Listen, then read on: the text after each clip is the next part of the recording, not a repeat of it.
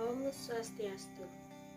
Halo semua, kami dari kelompok 9, asesmen dan evaluasi pembelajaran akan membawakan materi mengenai pemberian dan pengolahan skor. Namun sebelum itu ada pepatah yang mengatakan bahwa tak kenal maka tak sayang.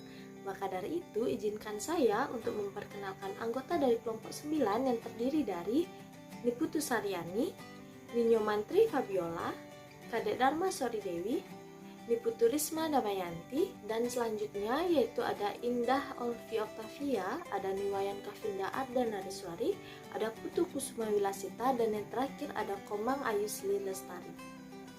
Adapun topik pembahasan yang akan kami bahas pada presentasi kali ini yaitu yang pertama yaitu mengenai pengertian pemberian skor, dan yang kedua yaitu mengenai pemberian skor tes objektif, dan yang terakhir atau yang ketiga yaitu kami akan membahas mengenai pemberian skor uraian holistik dan analitik. Baik, langsung saja di sini saya akan membahas mengenai topik yang pertama mengenai pemberian skor. Namun sebelum itu kita harus mengetahui terlebih dahulu apa sih sebenarnya itu skor. Jadi menurut Ana Sudiono, skor adalah hasil dari pekerjaan dalam memberikan skor dengan memperhatikan dan menjumlahkan angka-angka dari setiap butir soal atau item dalam suatu pengerjaan tes. Jadi pemberian skor ini memperhatikan setiap item yang benar dengan memperhatikan bobot dari jawaban benar tersebut. Nah, dari pengertian skor tersebut kita dapat menyimpulkan bahwa pemberian skor adalah suatu kegiatan mengumpulkan data baik dari tes maupun non-tes sehingga nantinya akan diperoleh skor mentah dan kemudian akan diolah atau dikonvensi. Nah, setelah memahami pengertian dari pemberian skor, pasti banyak yang bertanya-tanya sebenarnya apa tujuan dari pemberian skor ini. Jadi, tujuan dari pemberian skor ini adalah untuk mengetahui hasil belajar dari siswa setelah melakukan tes. Pemberian skor ini juga digunakan untuk menyaring dan menyeleksi keberhasilan dari siswa. Pemberian skor ini juga dapat digunakan untuk pengajar ke depannya dalam menentukan metode pembelajaran yang cocok untuk digunakan. Nah, untuk materi selanjutnya yaitu akan dijelaskan oleh rekan saya. Pada rekan saya persilakan. Selanjutnya adalah pemberian skor tes objektif. Nah, tes objektif sering disebut tes dikotomi atau dichotomously score item karena jawabannya antara benar atau salah dan skornya antara 1 atau 0. Nah, disebut tes objektif karena penilaiannya objektif. Nah, selanjutnya tes objektif ini dibagi menjadi 4 jenis, yaitu yang pertama tes benar salah atau true false test, kemudian tes pilihan ganda atau multiple choice test, kemudian menjodohkan atau matching test, serta tes isian atau completion test. Nah, jenis yang pertama yang akan kita bahas adalah tes benar salah atau true false test. Nah, tes benar salah ini merupakan tes yang berupa pernyataan atau statement, ada yang benar dan ada yang salah. Nah, kelebihannya itu antara lain yang pertama dapat mewakili pokok bahasan atau materi pelajaran yang lebih luas, yang kedua lebih mudah dan cepat serta cara memeriksanya karena dapat menggunakan kunci tes bahkan alat-alat hasil kemajuan teknologi serta pemberian skor di mana benar skornya 1 dan salah skornya 0. Kemudian dapat digunakan berkali-kali, kemudian dapat dilihat secara cepat dan objektif, kemudian petunjuk cara mengerjakan mudah dimengerti. Selanjutnya dalam pemeriksaan tidak ada unsur subjektif yang mempengaruhi serta merupakan instrumen yang baik untuk mengukur fakta dan hasil belajar langsung terutama berkaitan dengan ingatan. Nah, adapun kelemahannya yaitu yang pertama, mendorong peserta tes untuk menebak atau menerka jawaban walaupun mereka tidak mengetahui jawaban yang benar, atau dalam kata lain banyak kesempatan untuk main untung-untungan. Nah, kemudian persiapan untuk penyusunannya jauh lebih sulit daripada tes esai karena soalnya banyak dan harus teliti untuk menghindari kelemahan-kelemahan yang lain. Kemudian soal-soalnya cenderung untuk mengungkapkan ingatan dan daya pengenalan kembali saja dan sukar untuk mengukur proses mental yang tinggi. Serta kerjasama antar siswa pada waktu mengerjakan soal tes lebih terbuka. Nah, menurut Arifin ada beberapa kriteria dalam menyusun soal benar salah. Yang pertama, dalam menyusun item bentuk benar salah ini hendaknya jumlah item yang cukup banyak di atas 50 soal sehingga dapat dipertanggungjawabkan. Nah, kemudian jumlah item yang benar dan salah hendaknya sama. Kemudian yang ketiga, berikan petunjuk cara mengerjakan soal yang jelas dan memakai kalimat yang sederhana. Kemudian, hindarkan pernyataan yang terlalu umum, kompleks, dan negatif, serta hindarkan penggunaan kata yang dapat memberikan petunjuk tentang jawaban yang diketahui, misalnya biasanya, umumnya, atau selalu. Yang selanjutnya akan dijelaskan oleh rekan saya. Selanjutnya adalah tes pilihan ganda atau multiple choice test, yaitu yang terdiri dari suatu keterangan atau pemberitahuan tentang suatu pengertian yang belum lengkap, dan untuk melengkapinya harus memilih satu dari beberapa kemungkinan jawaban yang telah disediakan atau bisa disebut dengan option. Kemudian ada 5 ragam tes pilihan ganda yang sering digunakan. Itu yang pertama, pilihan ganda biasa atau melengkapi pilihan, yaitu bentuk suatu kalimat pernyataan yang belum lengkap dan ikuti oleh 4 atau 5 kemungkinan jawaban yang tepat dan melengkapi pernyataan tersebut. Yang kedua yaitu hubungan antar hal atau sebab akibat, yaitu bentuk tes ini terdiri dari 2 kalimat, yaitu 1 kalimat pernyataan, 1 kalimat alasan. Kan apakah pernyataan memiliki hubungan sebab akibat atau tidak dengan alasan. Yang ketiga yaitu analisis kasus. Bentuk tes analisa kasus ini menghadapkan peserta pada satu masalah.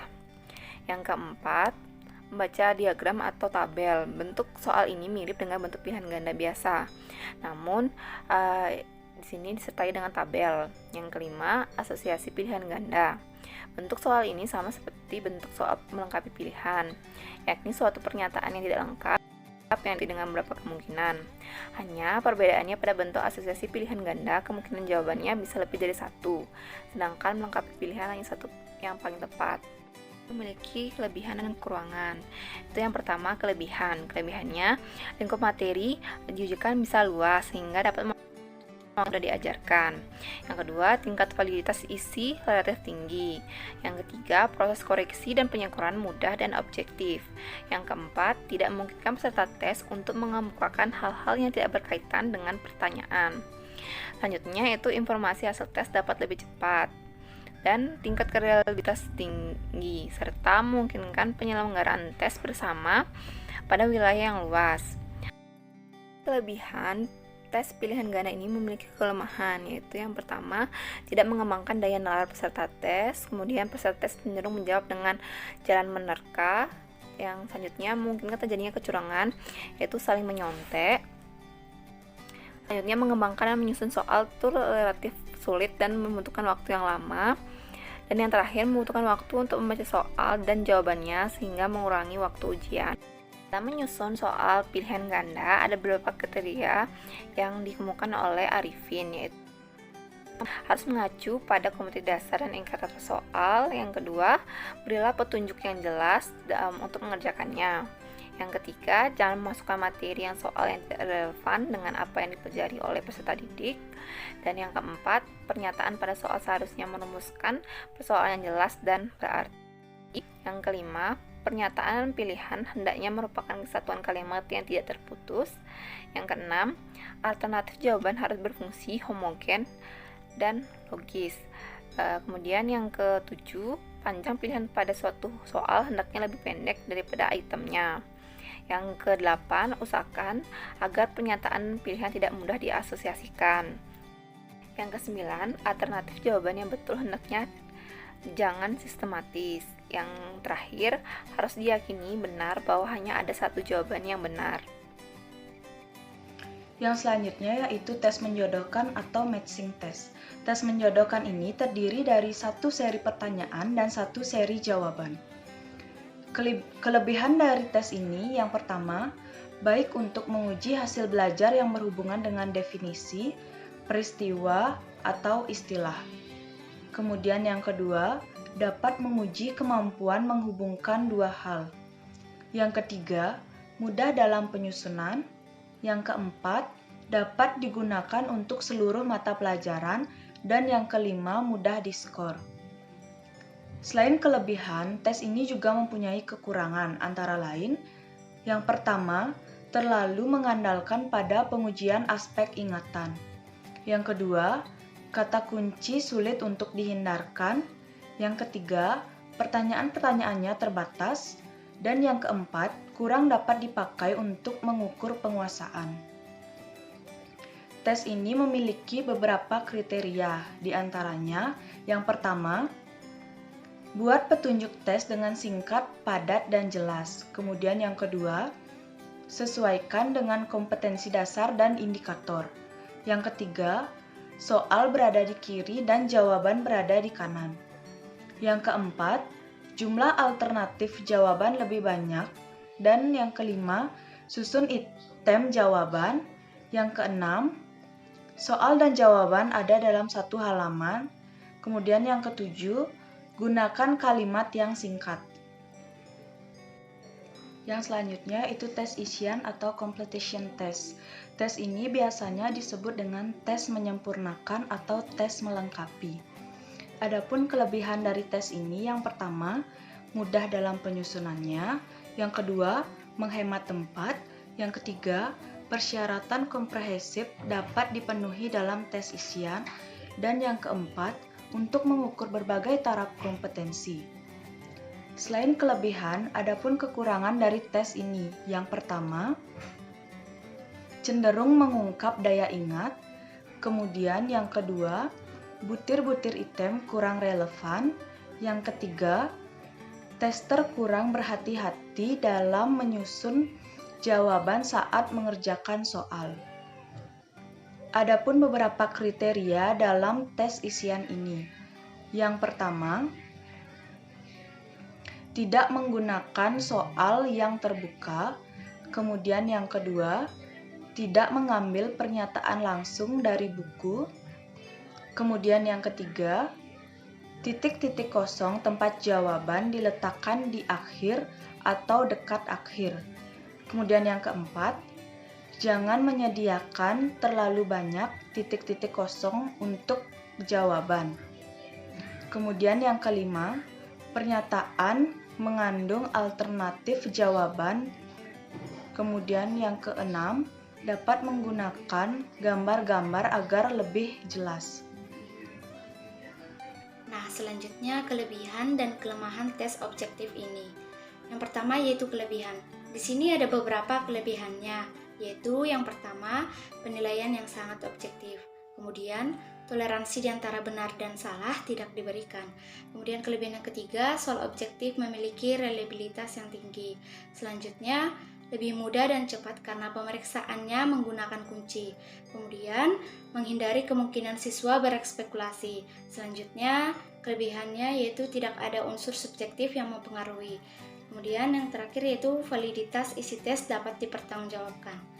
Nah, yang kedua yaitu kelemahan. Di sini juga ada beberapa kelemahan dari tes ini, yaitu diantaranya yang pertama diragukan kemampuannya untuk mengukur hasil belajar yang kompleks dan tinggi.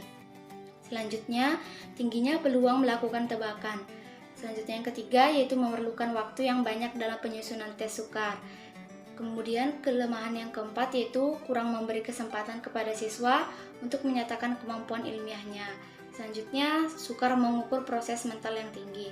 Kemudian kerjasama antar siswa mengerjakan soal lebih terbuka.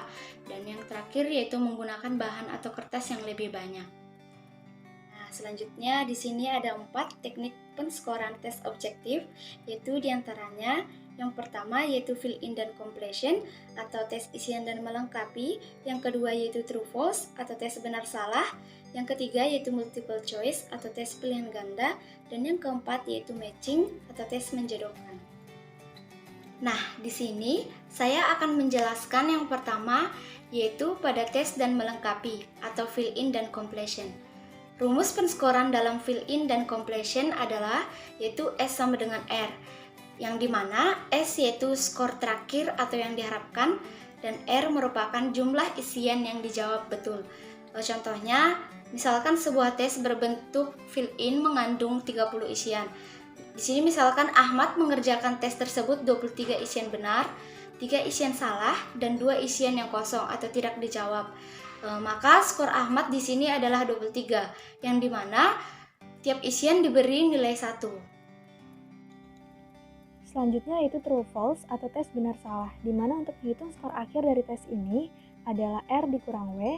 R merupakan jumlah item yang dijawab benar dan W merupakan jumlah item yang dijawab salah, dibagi dengan N dikurang 1. N merupakan banyaknya option. Karena ini merupakan tes true false di mana hanya ada 2 option yaitu benar dan salah, maka untuk N-nya kita menggunakan 2 dikurangi dengan 1 di mana merupakan bilangan konstanta. Atau bisa juga kita hitung dengan R dikurang W, atau jumlah item yang dijawab dengan benar dikurangi dengan jumlah item yang dijawab salah. Selanjutnya yaitu multiple choice atau tes pilihan ganda, di mana rumus penskoran tes yang berbentuk multiple choice adalah skor terakhir sama dengan R dikurangi W dibagi dengan N dikurangi 1. Untuk keterangannya sendiri sama seperti true false test, di mana R merupakan jumlah item yang dijawab benar, W merupakan jumlah item yang dijawab dengan salah, N merupakan option, dan 1 merupakan bilangan konstanta. Selanjutnya yaitu matching atau tes menjodohkan. Untuk menilai tes yang berbentuk matching, yang diperhitungkan hanyalah jumlah item yang dijawab dengan benar. Rumusnya sama dengan completion, yaitu skor akhir sama dengan jumlah item yang dijawab benar atau S sama dengan R. Baik, di sini saya akan melanjutkan materi mengenai pemberian skor tes uraian holistik. Metode pemberian skor yang menekankan terhadap jawaban siswa secara keseluruhan, yang artinya metode ini tidak menggunakan perincian yang detail mengenai jawaban butir tes. Teknik penyekoran holistik meliputi penyusunan penyekoran dapat diawali dengan menyusun atribut dan indikator kunci dari aspek yang diukur. Atribut dan indikator kunci tersebut kemudian dirumuskan menjadi beberapa kategori untuk menentukan skor jawaban. Pedoman penyekoran holistik. Berikut merupakan tabel pedoman penyekoran yang dapat digunakan. Yang pertama ada kriteria, memahami masalah, merumuskan pemecahan masalah, melaksanakan pemecahan masalah, dan membuat kesimpulan. Pada skor 0, tidak memahami masalah, tidak mampu merumuskan pemecahan, tidak mampu melaksanakan pemecahan masalah, dan tidak mampu membuat kesimpulan.